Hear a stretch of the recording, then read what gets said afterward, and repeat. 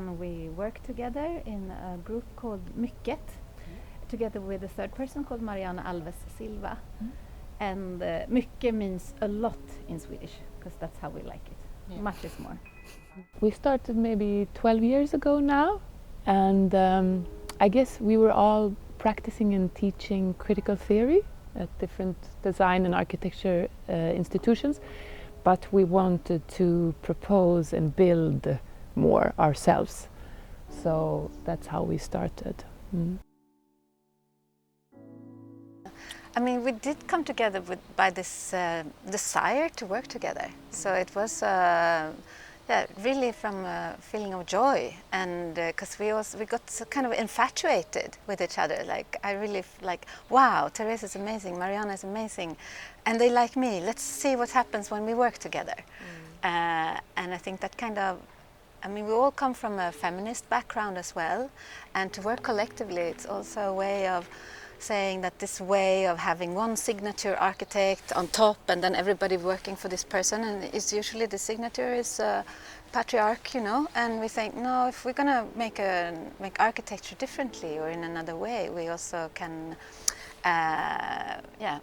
structure ourselves differently. So we have, it's a completely like flat collaboration, everybody's doing everything. Not at the same time, but we are able to do everything. We knew also we would be stronger if we are three than one, and that if any of us lacks any perspective or knowledge, maybe the other one has it. So we actually kind of, how do you say, complement each other. Yeah, I mean, it's basic architecture structure, you know, a triangulation. That's the strongest, the first strongest structure, so yeah. We do pretty many different things. So for one thing, we almost always have artistic research project affiliated to a university that's ongoing also. And then we have, we do public spaces, and those are often collaboratively made, so with a specific group or a community. And then we also do more museum exhibitions, I think. And design projects. And design projects. So it's a little different. We also write a lot and lecture and give workshops. So we try to engage also with the learning processes in different ways. Oh yeah, and we did actually work with the planning office as well. Yeah, so we also worked on an urban scale with like a structural plan, which is the first plan you do when you're planning a new housing area. So we work on every scale actually, and we just think it is just a scale difference because we come with the same tools to the different scales.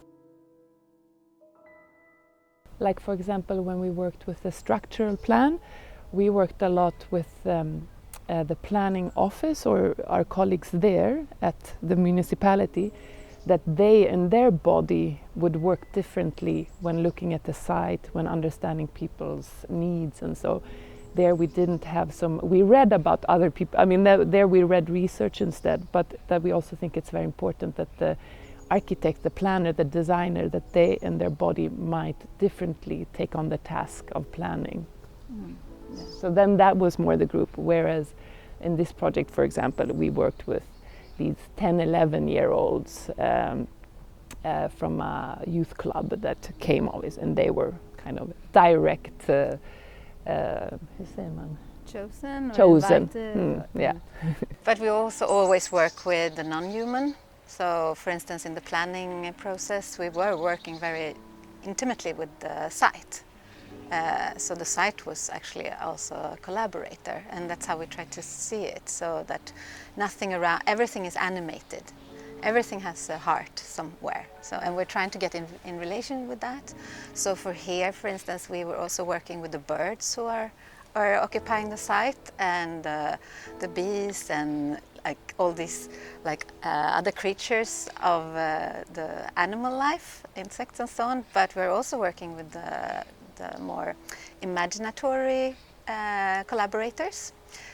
So here we have been working with trolls, and trolls, I don't know the Japanese equivalent, but trolls lives mainly in the rocks or in the forests, and they're fantastic creatures, and they are here on Skeppsholmen. We found out that there is a group of trolls that sleeps in the bedrock. So it is a primeval rock underneath us where we are right now.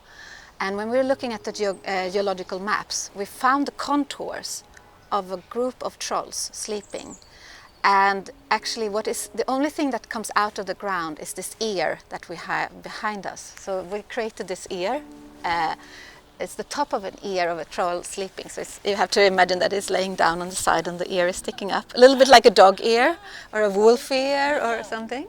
And then we hope by doing this we want to get in contact with the trolls that are sleeping underneath, because we think that they might help us to come up with a way that we can live in relation to the planet and everything living here.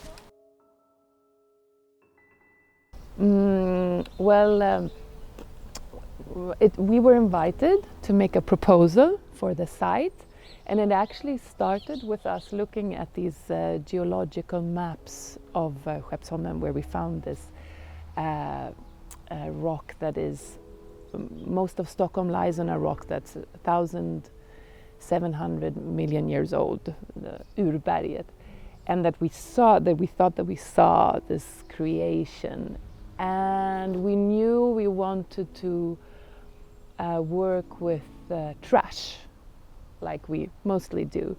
And they were tearing down the exhibition at the Architecture Museum, and the things that you couldn't recycle we took, and we thought, let's build out of this, and let's build of what we found in nature, branches. Like the things like you can't recycle, like contaminated things, like a piece of metal with plastic on it, or lots of glue on it, and lots of, what you do with that, you can't, it takes a lot of time if you're going to recycle and put all the pieces in different places. So we took all that contaminated stuff and said, this is a starting point for the form. So then together with the children, the idea of the troll sleeping, the different material that we found, this kind of started to emerge. And I guess we're also very interested in like weaving with branches, how you can make wall structures, and building with clay. So we also took in our other troll friends, Johannes Risterer, who is a clay expert, and helped us with that. Yeah. So, and I mean, it's been really interesting because, of course, it was an invitation by the Architecture and Design Museum to be here, and it's been interesting because we proposed the idea of the trolls very early, and it's also been like a research for us to see how far can we push this idea of the trolls in relation to the institution, because when we work, we also want to engage everyone who is like in close proximity to the project, and they also wanted that kind of project. They wanted a truly like public project, and it's been really fascinating to see how the people who work in the administration of the institution, they've also been here braiding, like, oh, I can let go of my computer for a couple of hours and come out and do something. So, and also in the other institutions on the island, that someone has come up with, like someone came with tomato plants from the Modern Museum, and you want some plants that you can plant here, and so there's been this beautiful engagement from people who are not living here but working here, because on this island there's not so many people living but lots of people working.